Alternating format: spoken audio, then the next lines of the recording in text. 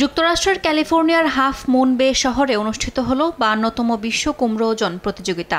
এতে precision pumpkin নামে পরিচিত বিশাল কুমড়ো নিয়ে বিজয়ী হন সান্তা রোজার বাসিন্দা প্রকৌশলী ব্র্যান্ডন ডসন। তার কুমড়োটির ওজন ছিল ২,৩৪৬ পাউন্ড বা প্রায় ১,০৬৪ কেজি, যা ছোট্ট একটি গাড়ির সমান ভারী।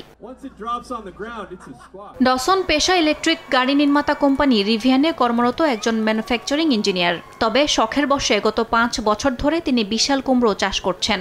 কুমড়ো চাষেও তার পেশাগত দক্ষতা কাজে লেগেছে বলে জানান তিনি, বিশেষ করে পানি ও সার ব্যবহারের ক্ষেত্রে। গত বছর মাত্র ৬ পাউন্ডের জন্য হেরে গিয়েছিলাম। এবার লক্ষ্যই ছিল জেতার। পরিবারের সবাইকে নিয়ে চাষাবাদ করেন ব্র্যান্ডন ডসন।